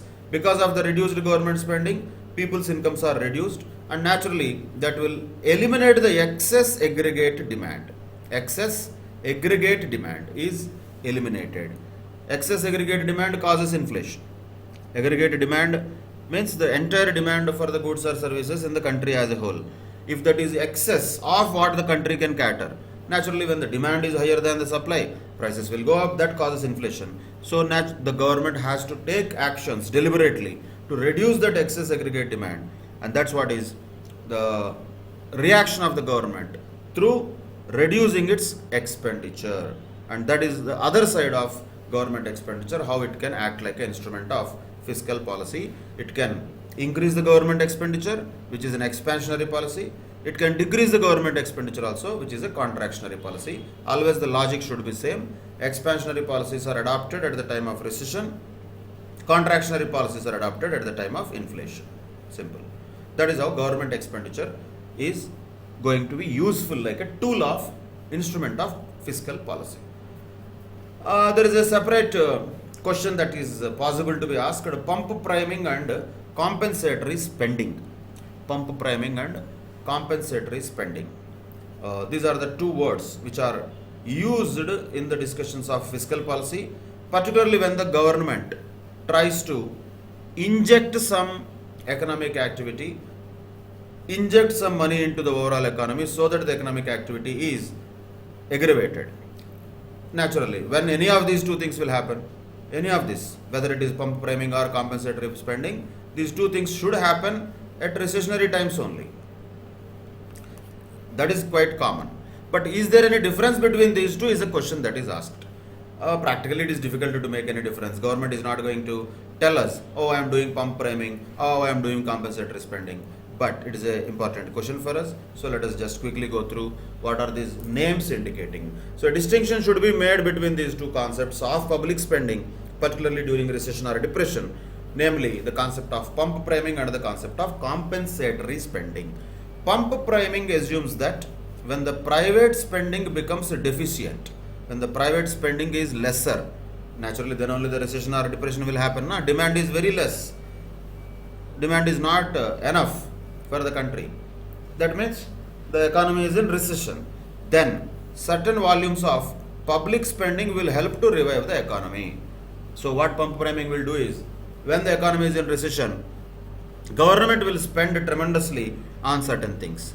You can take the example of both the CARES Act or the Recovery Act, whatever that may be, which happened in USA. Those are examples of pump priming only, because when the private spending, recessionary situations are there in 2008 and 9 or during 2020 because of different reasons, but situation is economically same, bad situation in America. What the government tried to do there, they wanted to increase the public spending so that will help to revive the economy. So suddenly what the government will do, new roads and infrastructure projects they will start. America already has so many roads. what extra roads it needs, but it will still start. Some new roads will be constructed, some new economic activity will be started, some infrastructure facilities freshly will be created. Something they will do. Actually, they may not be really required by the economy. But still the government spending has to be increased. How it will increase? Just like that, it cannot keep on distributing money to the people. That is dangerous. That is not going to really work, because that will put again inflationary situation in the economy that is not supported by many economists. So rather than distributing money freely to the people, let the people work on something and do some work and get some incomes. So through government spending, that deficiency of the private spending can be somewhat recouped. That is called pump priming. Then compensatory spending is exactly the one where the intention of the government is obvious, to compensate for the deficiency in the private investment. So more or less they are same. But only thing is, in the case of compensatory spending, exactly the government knows how much deficiency is there in the private investment. To that extent only government will spend as compensatory spending. But in case of pump priming, it will almost pump sufficient and heavy amounts of money into the economy. That may not actually be the compensatory spending only. So let us say once again, going back to the example of American scenario, wherein they have announced fiscal stimulus of something like $800 billion or $2 trillion. This is all definitely a kind of pump priming only, not compensatory spending. Compensatory spending, if it was, then the real deficiency in the economy also should be that much only. If the deficiency in the economy is $800 billion and American government also has really announced a stimulus package of $800 billion, then it is compensatory spending. But it did not happen like that. It happened as a one shot pumping into the economy. That is called pump priming. So these are all the things provided for medical aid, unemployment benefits, etc. Tax cuts have been given to the corporates and individuals. Look at this spending on infrastructure, $279 billion. What extra infrastructure America will build in 2009, I don't know. But they have spent on that. That is pump priming. Because economy was in trouble, somehow it has to be brought back to track. That is the only option. They thought they had and they implemented it. I am not supporting it or against it. This is what happened in America. I am just showing it. Same thing happened here also in 2020. But of course, so many other things. There are tax breaks, there is unemployment insurance, health care, and transfers to state and local governments, payments to individuals, loans to businesses, and small business loans. Like this, so many measures have been taken by the government in 2020 through CARES Act, announcing overall to an extent of $2 trillion of relief. Is exactly the American economy expecting or deficient to the extent of $2 trillion of economic activity only? Not necessarily. But the government wanted to pump that much of money into the economy so that the overall deficiency can be somehow fulfilled. That is what is pump priming. One way, though not exactly, but one way, Indian government has been cautious. So we have not witnessed pump priming in India. We are almost looking at a kind of compensatory spending only in India, because whatever the deficiencies there in the private investment, to that extent only government is trying to do its job through compensatory spending. More, we can say, cautious and conservative measure when compared with the countries like USA. Of course, they can afford that. They are bigger economies and the dollar is strong. So naturally, they can resort to things like pump priming. And in India, some economists suggested pump priming, but Indian government has been cautious about it. But yes, at least to the extent of compensatory spending, the government is trying to do within its own limitations of fiscal deficits and overall budget restrictions. But there is a little difference only, subtle difference only between these two. Such question can be asked in the exam. You have to write exactly this. Once again, pump priming is that where government will spend too much and volumes of public spending it will do, so that it will help to revive the economy when the private spending becomes deficient. Compensatory spending is when carried out with an obvious intention to compensate the deficiency in the private investment. So pump priming is actually one way we can say filling the private spending, and compensatory spending is something which is focusing on the deficiency in the private investment. So pump priming is focusing on, we can say, C, that is consumption. Compensatory spending is focusing on I, that is investment. So that is a broad difference we can say between these two. Of course, both of them generally adopted by the governments as part of their discretionary fiscal policy at the times of recession or depression. That is about government spending. Now moving on to the another tool or instrument of discretionary fiscal policy, that is taxes. How can taxes act like an instrument of fiscal policy? Is it also an instrument of fiscal policy? Definitely yes. Once again, the logic is at the broader level same. Only two things can happen: either government will increase or decrease, no? Either increase taxes or decrease taxes. Okay, government increases taxes. What happens? Naturally, the government revenue will increase, public's disposable income will reduce. That is a kind of contractionary fiscal policy. Government reduces taxes, that is an expansionary fiscal policy. When should government reduce taxes? At the time of recession. When should government increase taxes? At the time of inflation. Simple. Always the discretionary fiscal policies will have two angles only. Either it is anti-recessionary or it is anti-inflationary. That logic, if you understand, all these things we can have in the same way. Now taxes, how they can act like instrument of fiscal policy. It is an instrument of fiscal policy consisting of changes in the government revenue or in the rates of taxes, ultimately aimed at encouraging or restricting the private expenditure on consumption and investment. Ultimate objective is that only. Always it will be the same: consumption, investment. These are the things only. In any economy, naturally the four sector economy, these are the only things. Of course, they will have influence on exports also, net exports also, but they will be in the form of customs duty changes. So consumption can be influenced by taxes, investment can be influenced by taxes, NX can be influenced by taxes. That's what fiscal policy is all about. G is government expenditure. That's what we discussed just now. That was different. Taxes is not about government expenditure. Tax is about government incomes. And government incomes or government revenues are going to have an influence on people's ability to consume or people's ability or intention to invest and countries' position on net exports. All of these are possible through a tax policy of the government. Tax policy, as we all know, can be direct taxes as well as indirect taxes. Both of them are there. But ultimately what they will do, or the impact on the final economy as a whole, is going to be more or less the same. How they will have an impact, let us understand. How taxes can act like an instrument of fiscal policy. So taxes determine the size of disposable income in the hands of the general public. That means when the taxes are low, then people will have more disposable income with them. In fact, when taxes are high, people will have less disposable income with them, naturally. That disposable income with the people in turn determines the aggregate demand and possible inflationary or deflationary gaps.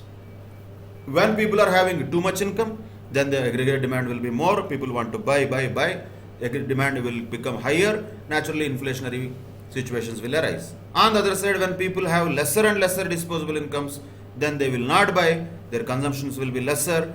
That will create a deflationary gap. Like that. In the case of deflationary gap, we can understand it as a recessionary situation. Inflationary situation is when the economy is already in a peak type of or boom type of situation. But in both cases, the disposable income in the hands of the people is affected by what? Naturally, taxes. And what the government should do? Only two things. During recession and depression, what the government should do? The tax policy is framed to encourage private consumption and investment. So naturally, what is the response of the government? Reduction in the income taxes. Government should reduce the income tax. That is an expansionary policy during when it has to be applied recession or depression. That leaves higher disposable income with people, which further leads to higher consumption. Theoretically, that's what happens when a government is reducing the taxes at the time of recession or depression. That should be the response of the government at the time of recession or depression. Other side, opposite, inflation. Already people are having a lot of money with them. Many people in the sense overall country, not everybody will have same amount of money, but overall country and economy has lot of money with them, and they are creating lot of aggregate demand to be higher, which is causing inflation. Then what the government should do? Simply speaking, it should suck the money out from the people's pockets. How? By introducing new taxes. They can be levied, and the rates of existing taxes can be raised also to reduce the possible disposable incomes to be reduced. Naturally, with that, the surplus purchasing power or the excess aggregate demand, all are same, that can be wiped off, that can be removed. So that happens rarely once again. That other side of this, which is contractionary fiscal policy, is something which we cannot see in India because we never reached that level. But expansionary fiscal policy, we see that. That is why we see tax cuts, whether it is corporate tax cuts or personal income tax cuts, or increasing the basic exemption limit of the people, increasing the standard deduction to the salaried employees. All these things happen, or increasing the exemptions or deductions that the people can get, the SSEs can get for investing into certain instruments. All these things why the government does.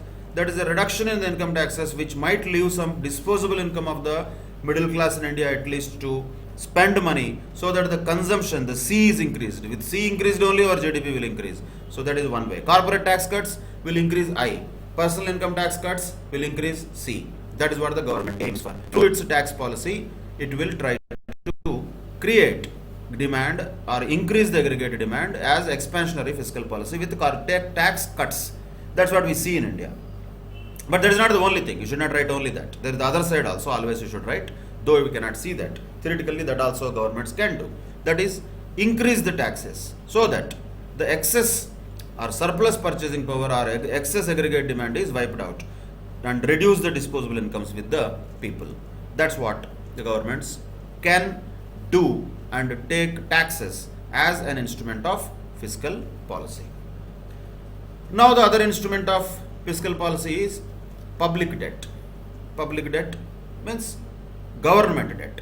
See, when you say public expenditure, it is government expenditure. When you say public finance, it is government. When you say public debt, it is government.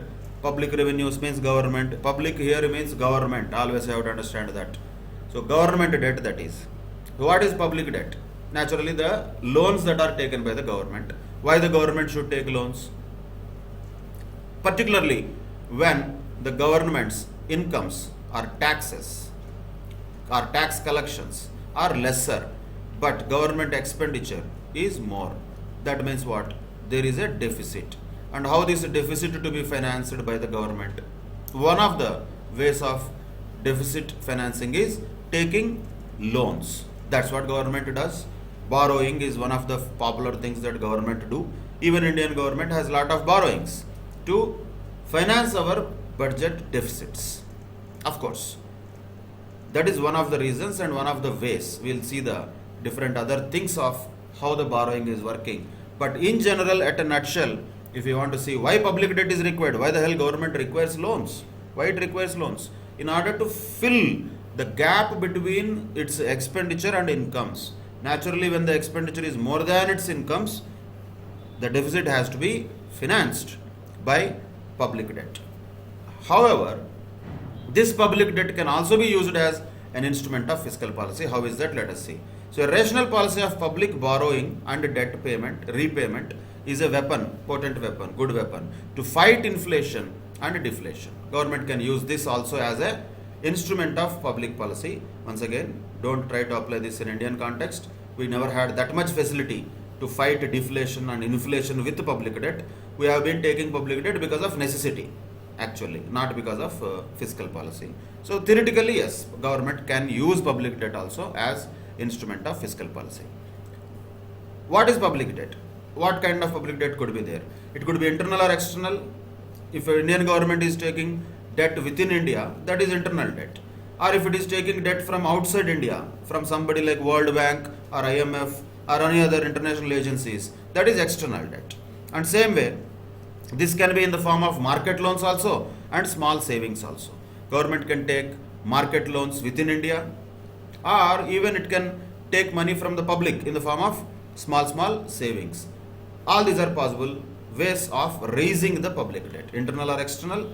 Within India also, market loans or small savings can be the ways through which the government can raise public debt. What are these things? Let us see one by one. Market loans means what? What the government will do in order to raise these market loans? Simply it will issue treasury bills, popularly called T-bills, and that is treasury bills of the government or G-secs, government securities, which are traded in the debt markets. So when the government is issuing the instrument, like a treasury bill or a government security or a bond or something, what it is getting? Money from the market. So it is a raising of debt from the government through market loans.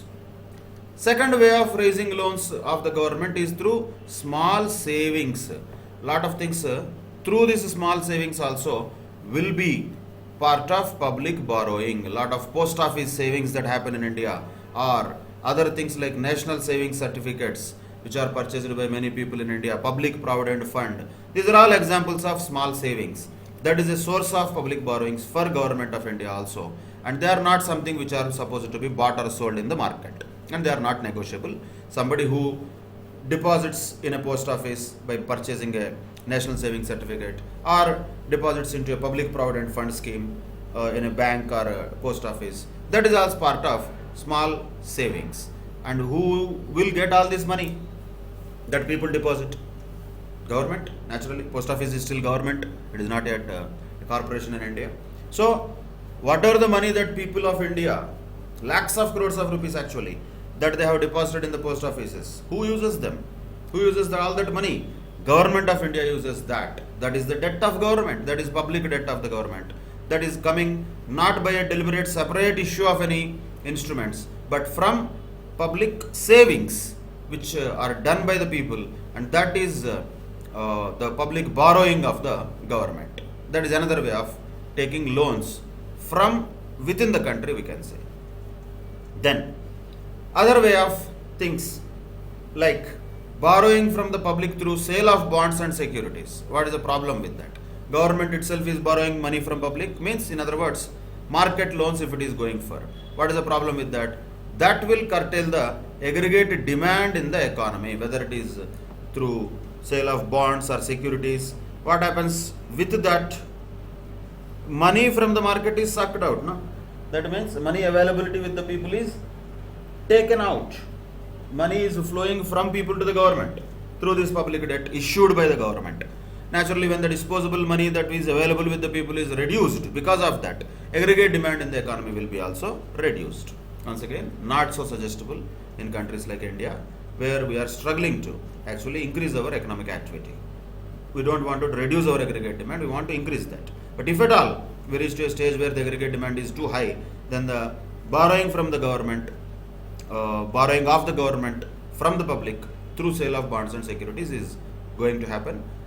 But let me once again repeat, in India we are not using public debt as an instrument of fiscal policy much. It is more of a necessity. Government needs money for deficit financing, we use public debt, not as an instrument of fiscal policy. That much of sophistication is not there. Not only in India, forget about India, even countries like USA also are not using this as an instrument of fiscal policy. To pump money into the economy or to suck the money out of the economy is left to the central banks, whether it is Fed or RBI, not to the government. So government takes public debt, of course, yes. Whether public debt is taken, it is 100% definitely taken. Internal debt, external debt, market loans, small savings, all of them are taken. Will government issue treasury bills? Yes. Government securities? Yes. Will it take small borrowings from the public as small savings? Yes. All these things are there. But is it a real instrument of fiscal policy? No, not necessarily. That is the other side of it. But yes, if the government wanted to use it like a fiscal policy, it can always use it. If it wants to suck the money out of the economy, then what it will do? It will borrow from the public. So money is going from government, from people to government. Naturally, what happens? Money supply is reduced. That will reduce the aggregate demand in the economy.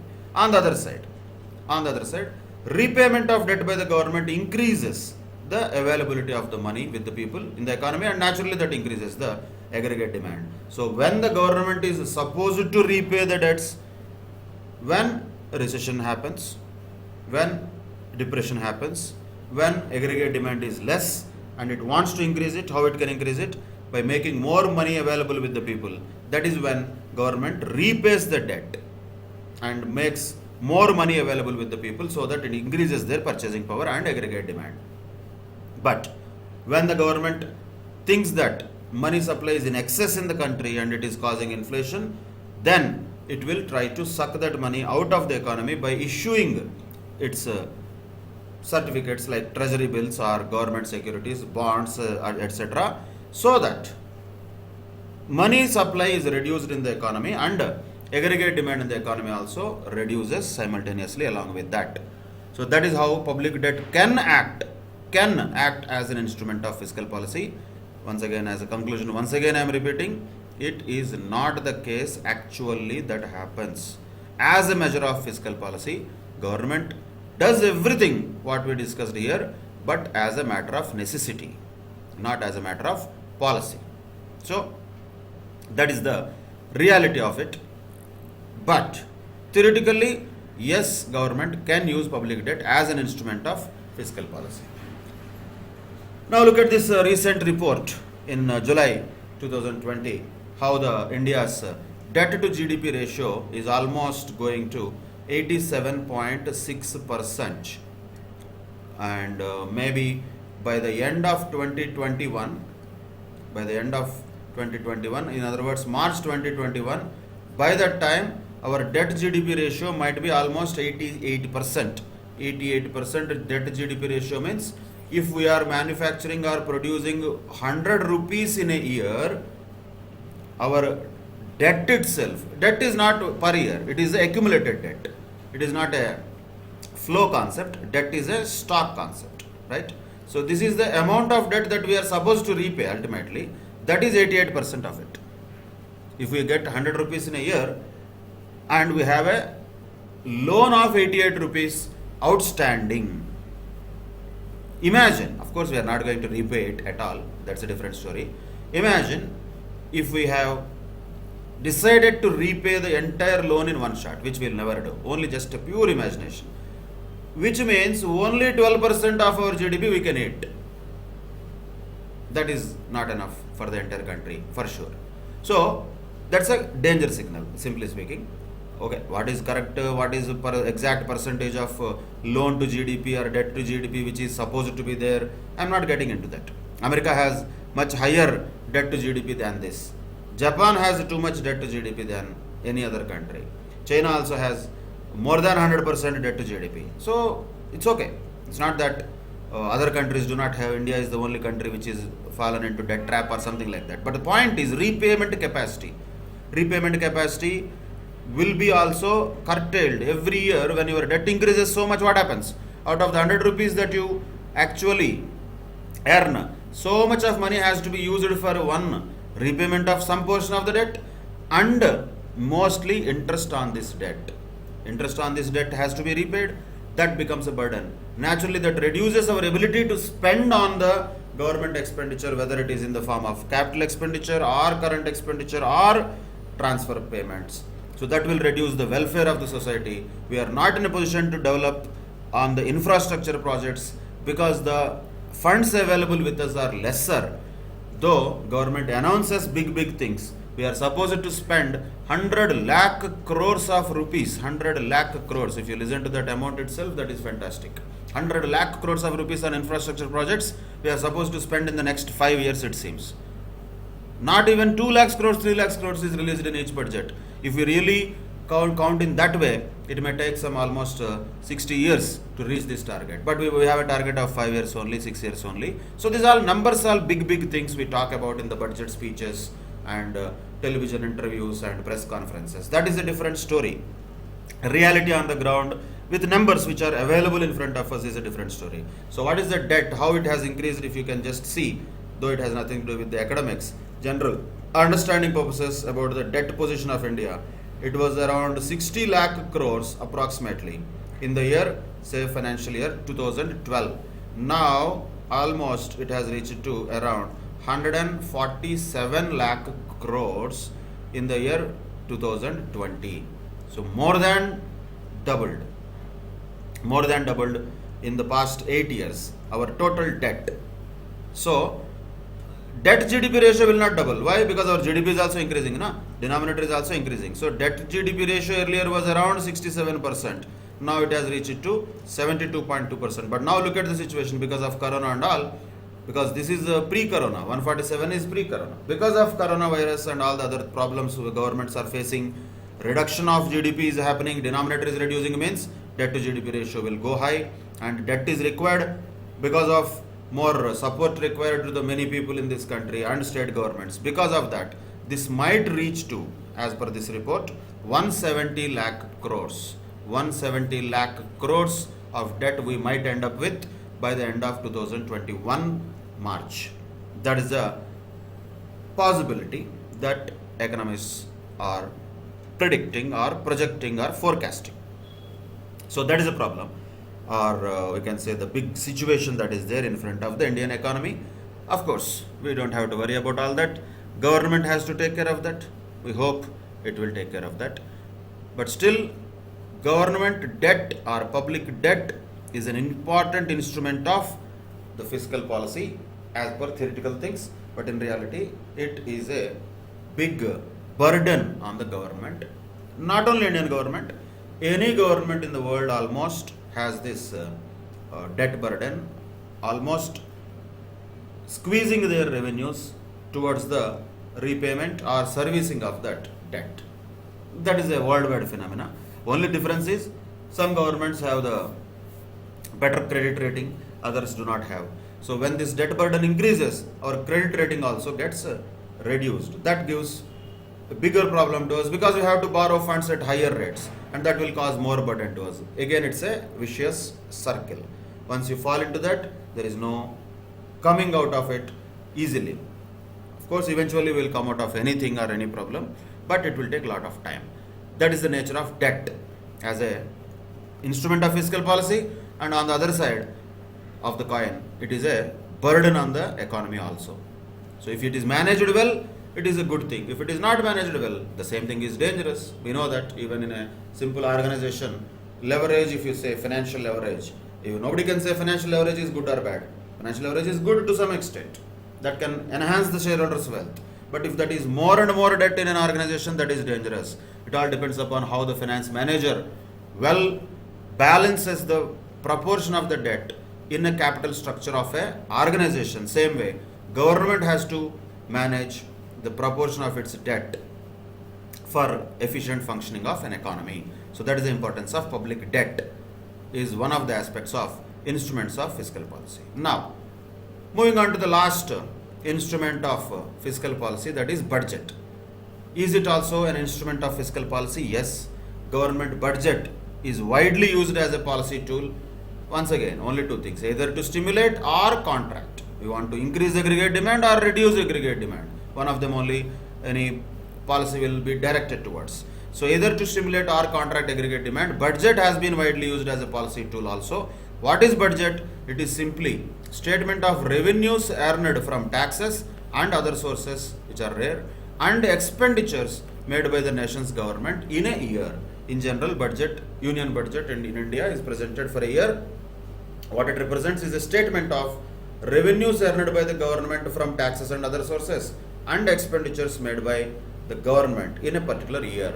Expenditure, how it will spend, we know that already. Either it will spend on capital expenditure or current expenditure or transfer payments. Revenues it will earn from taxes majorly. In India, what taxes are there majorly that the government earns revenue from? GST is one of them, indirect tax. Income tax, corporate tax is one of them, direct taxes. And customs duty is another one of them, which is also an indirect tax. Major revenues from taxes will be that. Other sources are very rare in Indian context. So what the government tries to do is sell its shares in some of the public sector undertakings like State Bank of India, LIC, BHEL, BHPV, Indian Oil Corporation, or UTI, like that. So that is another source that the government is trying to find, or Air India recently. That is, disinvestment is another source through which government tries to earn some income other than taxes. Majorly that is the source of government as incomes. Expenditure is too much, that is in the form of capital, revenue, or expenditure or transfer payments. So that is the statement of government's receipts and payments, incomes and expenditures. In a nutshell, if that is presented, that's what is simply a budget, right? That is what union budget. For that matter, state governments also present in the same manner about what are its revenues and expenses. Now, what are the possibilities of a government budget? Government budget could be a balanced budget, surplus budget, or deficit budget. Rarely we see surplus budgets in India, for that matter any country. Balanced budgets are also rare, deficit budgets are common. But what is the theoretical understanding of this? You can easily understand and just come out with the logic of what is a balanced budget, surplus budget, or deficit budget. Balanced budget means what? Where the incomes and expenses are equal, simple. When the expenditure of the government in a year is equal to the revenues of the government in that year, that is called as a balanced budget. Will it have any impact on the aggregate demand? No, because nothing is happening there towards impact on the economy if it is a balanced budget, since revenues are equal to expenditure. Why is that? Since leakages from the system in the form of taxes are equal to the injections in the form of expenditure made. So leakages and injections are what you have to remember here. Leakages from the system in the form of taxes. From the system means economy, the people, including individuals, households and corporates, everybody is paying tax to the government. By paying tax to the government, they are losing their opportunity to consume, right? They are losing their opportunity to invest, right? So that is a leakage from the system. That is equal to the injection into the system in the form of government expenditure. So what the government has received from the system, if it has injected back into the system exactly equal amount, then that becomes a balanced budget. Then it will not have any impact on the aggregate demand. Second scenario, budget surplus. Rare, imaginary, but if it happens, that occurs when the government collects more than what it spends. That means the revenue of the government is more than the expenditure of the government. That is a surplus budget. Rarely some state governments have presented it in India, but central government has almost in its history never presented a surplus budget to the best of my knowledge. It should not present also. A surplus budget is not something a good thing. A lot of people think, a surplus budget, wow, great job. No, surplus budget sounds like attractive one, but it is not. It has actually a negative impact on the aggregate demand.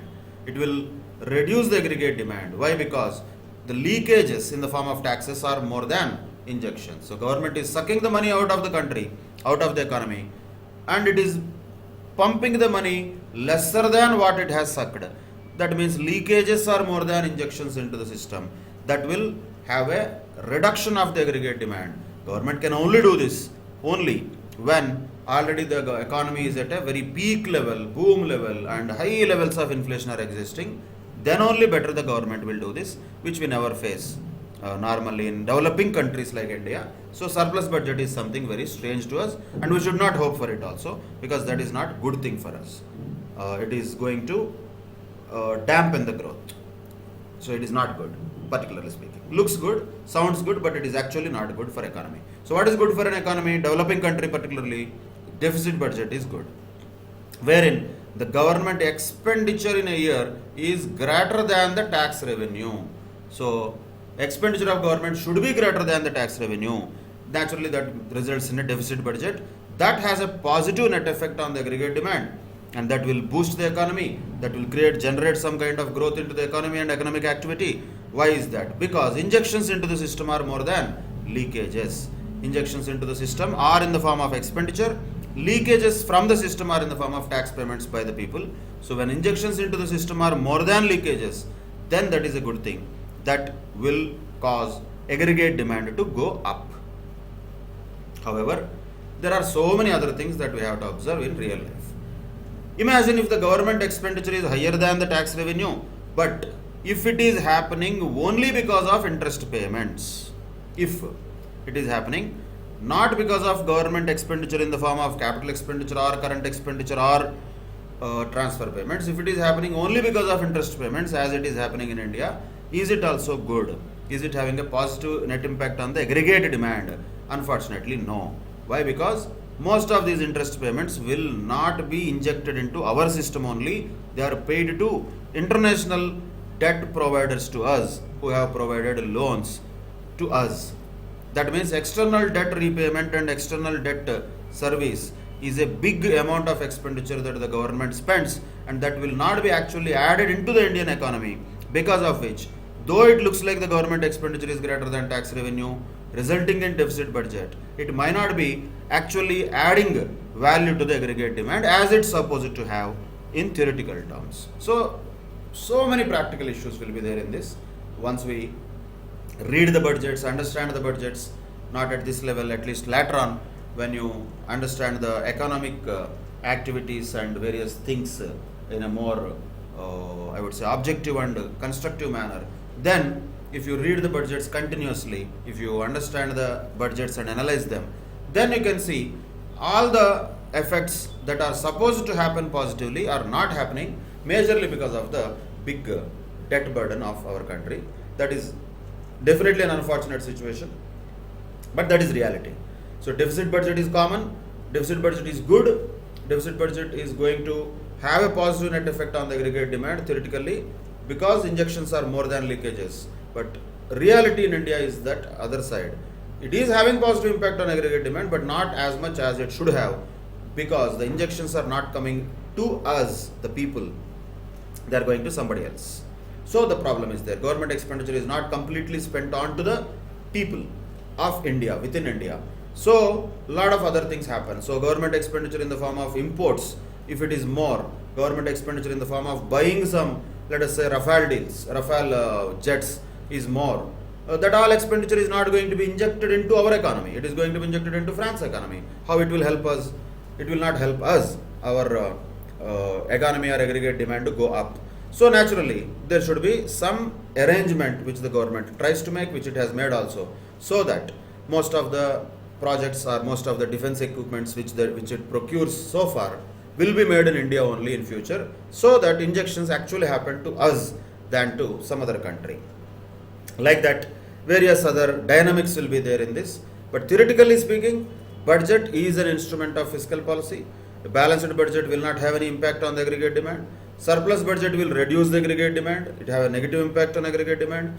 Deficit budget will have a positive impact on the aggregate demand. And leakages and injections are the words that you have to use. Leakages means tax payments by people to government. Injections means expenditure made by the government which is pumped into the economy. So if leakages are equal to injections, no impact on the aggregate demand. If leakages are more than injections, then negative impact on the aggregate demand. If injections are more than leakages, that gives positive boost, impetus to the aggregate demand. That is the nature of budgets, which can be used as an instrument of fiscal policy to affect or influence the economic activity and aggregate economic indicators. These are the various instruments of fiscal policy that we have discussed in the current session. In the next session, we'll continue this discussion with different types of fiscal policy, more or less what we already have discussed. More or less the essence of this has already been discussed, but still we will continue this discussion in the next session with different types of fiscal policy. One is expansionary fiscal policy, second one is contractionary fiscal policy. That we will have as a separate discussion in the next session. Till then, take care, bye bye, thank you very much.